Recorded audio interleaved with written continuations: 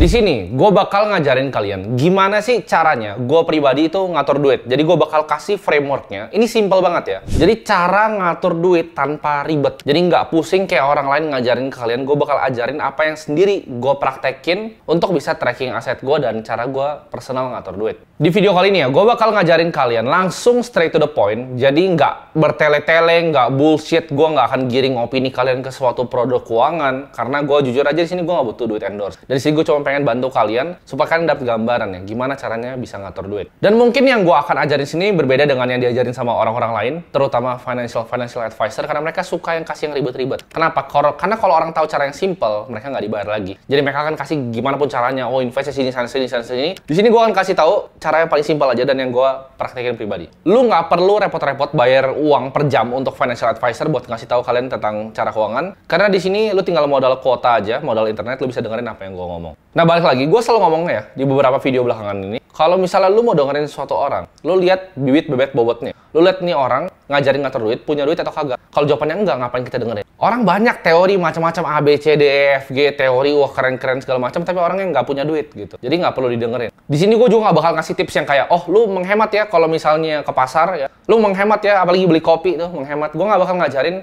hal-hal nggak penting kayak gitu. Gue akan kasih yang praktikal dan kalian bisa langsung lakuin untuk improve kehidupan kalian. Nah, pertama ya, basis dari cara gue personal itu ngatur uang adalah gue punya tracker aset per bulan. Maksudnya apa? Jadi gue punya semacam balance sheet personal gue. Ya, aset gue berapa, di mana aja, dan hutang gue apa, dan di mana aja. Tadinya video ini gue cuma pengen bikin ngomong ke kamera, tapi gue akan contohin sederhana ya, karena kalian mungkin banyak yang nggak punya gambarannya. Jadi gue akan langsung ya, contohin aja di sini di Google Sheet. Di sini gue udah ada laptop di depan gue, jadi gue bakal contohin kalian dengan cara yang paling sederhana ya, yang gue lakuin pribadi. Ini caranya gimana? Ini gue kasih contoh sederhana aja. Gue tahu kondisi kalian beda-beda, cuman ini biar simple ya. Intinya ada aset ya, per bulan, misal dari Maret, April, Mei, Juni, Juli, sampai nanti di Desember. Lu akan lakuin ini, siapin ibaratnya cut off date-nya. Misalnya ini lu bilang ini cut off-nya 25 ya. Jadi tanggal 25 lu selalu nge-update sheets ini. Jadi lu bisa lihat kondisi keuangan lu seperti apa. Yang pertama lu lihat nih, misalnya lu punya saham ya. Misalnya di Mirai Aset, di Indo Premier, di terserah dimanapun. Lu tulis di sini misalnya saham di Mirai berapa, saham di Pot berapa. Misalnya 5 juta ya saham di sini. Lalu lu punya reksadana, misalnya di Bibit, di Bareksa, dimanapun terserah. Ya ini gua ngomong sini nggak ada afiliasi dan gua nggak dibayar siapapun. Ini ada 9 juta misalnya. Dan di sini kalian punya cash di rekening Bank BCA kalian misalnya 5 juta. Kalian mungkin punya kripto 3 juta dan kalian misalnya ada properti, ada yang lain-lain kalian bisa list di sini. Di sini kita lihat nih kalau udah kalian list semua ke bawah, bikinnya simpel aja, nggak perlu ribet ya. Jadi total asetnya berapa? Dan misalnya kalian punya hutang nih, hutang kartu kredit di sini ada cicilan motor ya kan, di sini ada total liabilitasnya. Jadi aset dikurang liabilitas itu adalah net worth kalian. Di sini ada 5 juta. Kalau gue pribadi nanti gue akan jelasin di prinsip gue selanjutnya. Prinsip gue pertama dalam mengatur uang adalah gue itu orang yang kalian boleh ngomong gue kuno, lu boleh ngomong gue misalnya, oh lu nggak ngerti karena pengusaha properti ada yang mainin leverage segala macam. Gue percaya kata-kata dari Charlie Munger ya. Jadi 3L yang bisa bikin seorang lelaki jadi miskin. Yang pertama itu adalah ladies, cewek. Kedua, liquor, minum-minuman. Dan yang ketiga adalah leverage atau hutang. Jadi gue tuh punya konsep yang agak aneh. Jadi orang banyak bilang, kan lu pengusaha bang, misalnya lu mau beli mobil, bagusan lu misalnya bahkan cicil KPR 1 tahun atau 2 tahun karena uangnya lu bisa putar lagi. Betul, ya. Gue tahu jelas dan gue tahu tuh sebenarnya kalau secara matematika itu lebih efisien. Tapi prinsip balik lagi, ini yang gue mau ngomongin cara ngatur duit adalah cara ngatur duit gue. Yang gue suka adalah dengan ngatur duit, gue tuh nggak suka hidup berhutang. Jadi gue nggak punya hutang. Gue kalau mau beli rumah nanti segala macam, gue nggak akan pakai hutang. Gue beli mobil tuh nggak pernah hutang, selalu cash keras. Gue nggak pernah berhutang. Balik lagi, itu prinsip masing-masing. Tapi ini kalau kalian mau dengerin gue, ini cara gue. Jadi hutang ini bakal gue hilangin secepat mungkin. Jadi daripada gue nambahin aset investasi gue bakal sikat semua. Mau hutang kartu kredit, hutang cicilan motor, hutang cicilan rumah, itu bakal gue sikat pertama. Karena gue mau hidup tanpa hutang. Dari situ, lu tinggal update sheet sini. Lu update sheet sini. Nanti kan ada totalnya tuh ya, dari Maret, April, Mei, Juni, Juli. Apakah angka itu membesar atau mengecil? Jadi kalau misalnya dari sana kayak seorang bisnis. Jadi kalian harus treat diri kalian adalah sebuah bisnis. Kalau misalnya, oke, dari Maret ke April ini turun. Oke, apa yang gue lakukan salah? Apakah investasi gue di instrumen yang salah? Apakah waktu itu memang ada kejadian Black Swan, ada drawdown di investasi gue? Apakah hutang gue ini nggak terkontrol? Apakah spending gue terlalu besar? Atau apa nih? Jadi kalau kalian punya aset tracker ini, kalian percayalah, ini kalian bakal kecanduan untuk ngisi ini nih, tiap tanggal 25 misalnya cut off ya. Jadi kalian isi di tanggal tiap bulan yang sama. Nanti begitu ini udah Maret, ya kan? Kalian lihat April, Mei, Juni, Juli, Agustus. Di Agustus uang kalian tuh, wah, kalian bisa lihat tuh, uangnya kok naik gitu. Setiap bulan kok aset gue meningkat. Nah, itu kalian bakal senang. Kalian bakal lebih gigih untuk ngelakuin ini gitu. Jadi yang pertama, lu punya gambarannya dulu tentang aset lu berapa yang jelas secara detail. Semua akunnya ditambahin. Lu mau di bank sini, sekuritas sini, tambahin semuanya jadi satu biar lu tahu jelas angkanya berapa. Nah, gue kan bahas poin gue tentang hutang ya, karena menurut gue punya pandangan yang sangat berbeda dari orang lain. Banyak yang suka misalnya main saham bahkan pakai leverage, banyak yang suka bikin misalnya kos-kosan, kalau misalnya properti itu pasti menggunakan leverage. Nah, tapi kalau gue punya pandangan yang berbeda. Karena gini, prinsip gue, misalnya gue analisa bahkan bisnis yang nggak punya hutang atau manusia yang nggak punya hutang itu nggak bisa bangkrut. Gue ulangi sekali lagi, orang yang nggak punya hutang itu susah untuk bangkrut atau bahkan nggak bisa untuk bangkrut. Kenapa? Karena nggak ada hutangnya.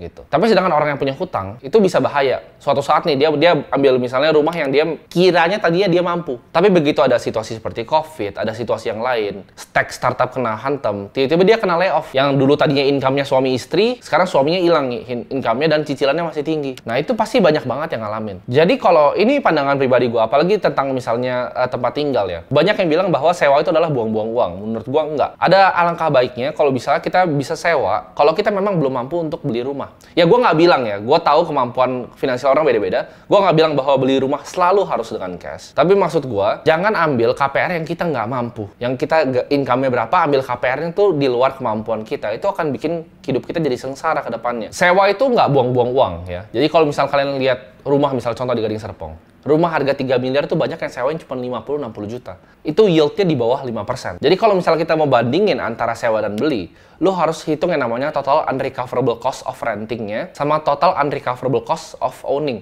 Jadi uang yang hilang kalau lo beli rumah sama uang yang hilang kalau lo sewa. Kalau sewa kan gampang, uang sewa. Kalau beli rumah itu banyak faktornya. Contohnya ada perbaikan, segala macam, ada pajak. Banyak ya. Faktornya banyak. Jadi beli rumah tuh nggak cuma lo beli rumah terus happy. Nggak. Banyak biaya-biaya yang keluar juga dari sana. Termasuk bunga yang lo bayar ke bank. Nah, tapi itu mungkin bisa satu video berbeda lagi. Jadi gue nggak mau bahas tentang sewa dan rumah di sini, tapi gue kasih gambarannya bahwa it's okay kalau misalnya memang belum mampu untuk ngekos, untuk sewa. It's totally fine. Kalian nggak perlu dengerin orang karena kondisi keuangan adalah kondisi kita sendiri. Sama kayak misalnya, gue tadi ngomong kartu kredit gitu kan. Gue kan sikat terus kartu kredit. Kalau gue pribadi, disclaimer, gue pakai kartu kredit. Tapi fungsi kartu kredit gue agak sedikit berbeda sama orang lain. Biasa orang pakai untuk belanja, untuk foya-foya spending. Kalau kartu kredit gue pakai untuk memanfaatkan poin-poin dari bank untuk mendapatkan pesawat terbang gratis. Jadi biar gue misalnya business class atau first class, gue bisa terbang gratis pakai poin dari KrisFlyer. Gue anggap kartu kredit itu sama kayak kartu debit. Ya, jadi setiap bulan itu gue bayar lunas. Jadi gue nggak pernah, ibaratnya ada hutang sedikit pun, gue nggak pernah bayar bunga di kartu kredit gue. Kartu kredit gue sama dengan kartu debit yang dimanfaatkan untuk dapat poin. Beda di sana. Jadi kalau tanya pakai atau enggak, jawabannya gue pakai. Nah, itu kan step pertama adalah lu punya aset tracker,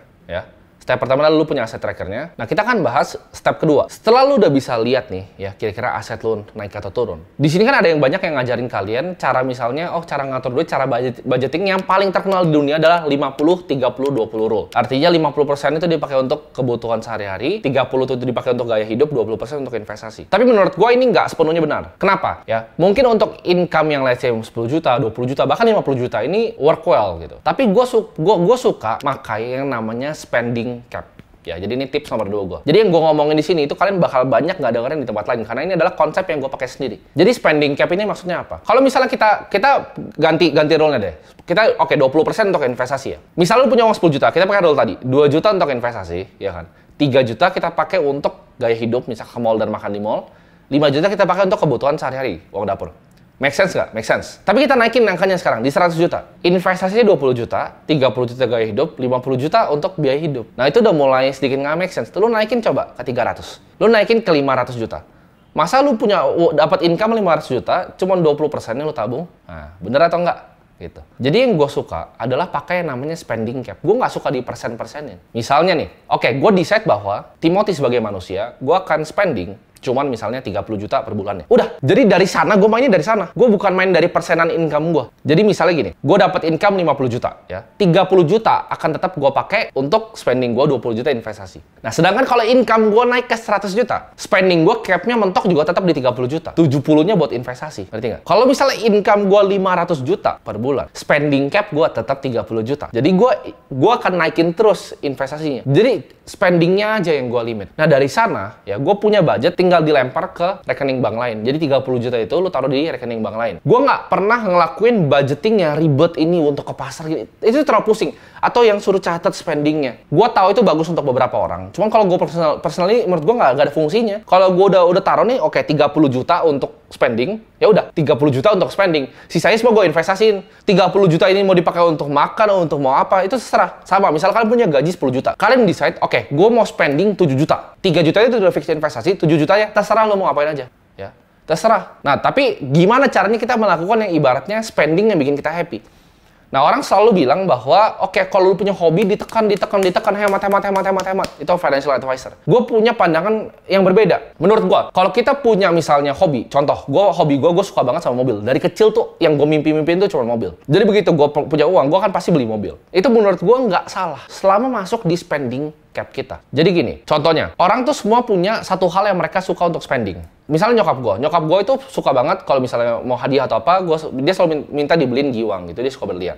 Tapi dia nggak gitu suka sama tas yang lain. Tapi dia suka banget misalnya sama anting gitu. Contohnya gue pribadi, gue suka banget sama mobil.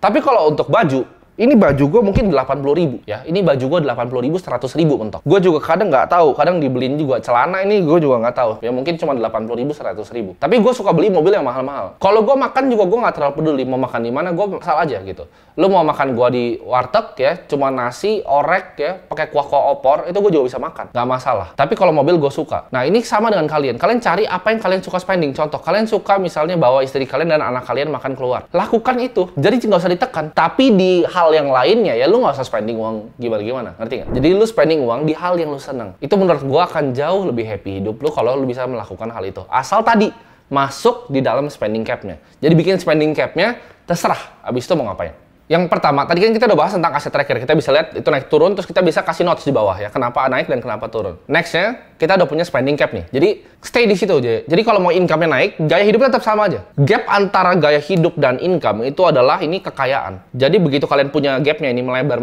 terus lo kan tambah kaya terus. Lo punya aset yang kerja di satu tidur. Nah, sekarang masuk ke poin ketiga yang penting, yaitu taruh di mana uangnya. Kalau udah disisihin, taruh di mana. Ini menurut gua paling gampang ngukurnya relatif itu adalah pakai umur. Kenapa? Karena semakin muda kita berinvestasi, kita bisa withstand namanya volatilitas. Jadi semakin muda kita, semakin resiko tinggi aset yang kita ambil. Contohnya, kalau di usia muda, anak umur 20-an, bahkan 30 tahun, itu enak banget untuk kita invest di saham, di kripto, ya aset-aset yang risky. Kita masuk di venture capital, private equity. Cari aset yang risky yang memang kita punya waktu untuk withstand volatility-nya. Sedangkan kalau kita udah lebih tua, kita ambil yang lebih risk off asetnya, yang lebih stabil. Contoh nih ya, contoh. Misalnya lu invest di S&P 500, let's say. Itu indeksnya Amerika. Tahun 2008 kena crash, ya kan? 2020 kena COVID, terus dia V-shape recovery. Tapi kalau misalnya kita masih muda, kita bisa kena tuh, kayak gitu-gituan. Bahkan uangnya at one point 2008 itu hilang 60%. COVID hilang lagi 50%. Itu kita bisa tahan karena kita punya umur untuk sustain itu. Jadi nggak masalah untuk masuk di aset-aset yang lebih volatile. Dalam investasi, paling bagus yang kita bisa lakukan adalah jangan timing the market. Jadi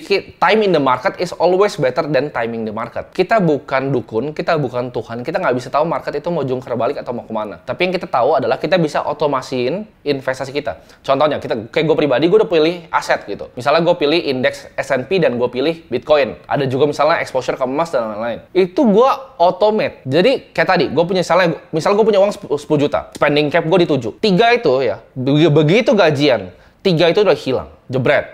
Taruh Bitcoin, taruh S&P, taruh sini. Dapat lagi bulan depan 3 juta, hilang. Gua jadi manajer, jadi 13 juta misalnya. Gaji gue jadi 20 juta, spending cap gue 7, masih sisa 13. 13 itu hilang, boom. Ya. Jadi otomatis, langsung gue masukin di instrumen investasi, habis itu gue nggak lihat lagi. Itu cara kalian bikin kekayaan. Jadi nggak perlu cara-cara ribet, ini begini, itu. Nggak perlu. Dapat uang, boom. Dapat uang, boom. Cepet aja, hilang uang. Putar terus uangnya.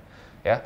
Jadi ingat untuk punya spending cap, jadi kalian tahu kita mau spending berapa, ini sisanya investasi semua. Mau naik kayak gimana pun income-nya, spending cap-nya tetap sama, sisanya buang, investasi. Dan ini yang please gue minta kalian tolong dalam mengatur uang ya. Uang itu susah dicari ya, lu keringet darah untuk cari uang. Please jangan gampang hilangnya. Maksudnya apa? Jangan ditawarin teman, yuk ini kita ada investasi bisa 10% sebulan robot trading. Itu kalian lari jauh-jauh.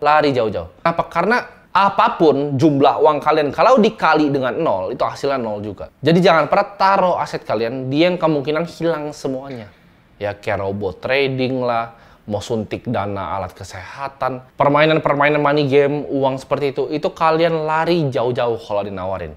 If it's too good to be true, ya, it's too good to be true. Jadi jangan hilangin uang kalian. Rule pertama investasi, jangan hilang uang. Rule kedua, jangan lupa rule nomor 1. Jadi videonya ini gue akan recap. Pertama, lu bikin aset tracker, itu bakal kecanduan. Begitu lu lihat aset lu naik, nanti lu akan kecanduan sendiri. Ya. Yang kedua adalah, lu punya spending cap-nya berapa. Ketiga, ya, lu pilih nih, lu mau investasi di mana, investasi yang benar. Lu lihat nih, uangnya bisa dibuangnya kemana, dan otomatisin itu. Ya. Jadi otomatis, dapat uang, boom, hilang. Dapat uang, boom, hilang. Dan yang terakhir keempat, jangan hilang uangnya, ya. Jangan taruh di investasi yang aneh-aneh. Lu ikutin 4 aturan ini. Lu nggak perlu dengerin financial advisor manapun lagi. Lu nggak perlu untuk bayar financial advisor, ikutin ini aja. Ya. Lu pasti nggak pernah dengar financial advisor untuk saranin kalian, oh kalian beli low cost index fund, oh kalian beli ini aja yang tracking index. Pasti kalian nggak pernah dengar. Karena biasanya yang disaranin adalah misalnya mutual fund yang punya management fee tinggi. Nah ini bakal banyak lagi nih orang reksadana yang protes sama gue, tapi nggak masalah. Gue akan buka di sini. Management fee itu adalah penting banget ke growth dari aset kalian. Ada bilang, oh itu kan tapi udah dipotong dari return. Betul. Tapi gini, management fee 4%. Ya. Dalam 1 dekade, 10 tahun aja, uang kalian itu udah 40% masuk kantong manajer investasi. Dengan 4% ya. 10 tahun, 40% itu udah masuk kantong manajer investasi. Jadi hati-hati dengan fee. Selalu lihat di prospektusnya. Reksadana apapun yang kalian lihat prospektusnya. Fee-nya 4%, 5%, 6%. Itu tanda tanya. Karena gini, past performance itu nggak equal future return. Tapi yang pasti adalah apa? Yaitu lo bisa jawab sendiri, fee. Itu pasti, lo akan pasti bayar. Sekarang kalau gue tanya, ribet nggak ngatur duit setelah nonton video ini? Jawabannya nggak. Ya, simple banget kan ngatur duit. Kita cuma perlu tahu ya, uang kita berapa. Kita perlu tahu ya, spendingnya berapa. Nggak perlu catat-catat gitu, nggak perlu. Terus kita tahu buangnya di mana. Begitu tahu buangnya di mana, jangan buang di tempat yang terlalu bodoh. Simple kan? Tapi selalu dibuat ribet sama semua orang. Dan untuk bikin video ini, ya gue nggak di-endorse siapapun. Gue nggak akan giring kalian. Nggak akan ada iklan. Oke, kalian pakai produk ini nggak ada. Ya gue nggak butuh duit endorse dan gue nggak butuh duitnya. Tapi di sini gue pengen secara genuine ya, dari hati gue pengen bantu kalian untuk jadi orang-orang yang lebih baik. Karena gue percaya pribadi ya, akar dari segala kejahatan adalah orang-orang yang nggak punya uang. Kalau gue bisa bikin masyarakat kita, bahkan di Indonesia maupun nanti ke dunia, itu jadi sedikit lebih baik secara keuangan, gue rasa tingkat kriminalitas itu akan menurun. Ya. Orang-orang yang jadi begal, orang-orang yang jadi maling, itu pasti akan berkurang dengan adanya literasi finansial yang baik di bangsa kita. Jadi target gue adalah sebenarnya untuk bisa edukasi kalian, ya. Lu cukup modal kuota, modal internet, ya. Lu gratis, gue akan ajarin lu semua yang gue tahu. Jadi semoga video ini bisa bermanfaat buat kalian semua yang masih pusing, ya bingung, kebanyakan dapat saran dari orang-orang, gimana caranya atur duit. Lu tanya gimana caranya gue bisa dapetin bahkan bermiliar-miliar sampai di umur 22 tahun? Ini jawabannya, 4 simple step ini. Nothing fancy, nggak perlu Excel sheet yang gila, ada semuanya, income statement segala macam, nggak perlu. Nggak perlu fancy-fancy, cuma 4 step ini untuk bantu kalian bebas finansial.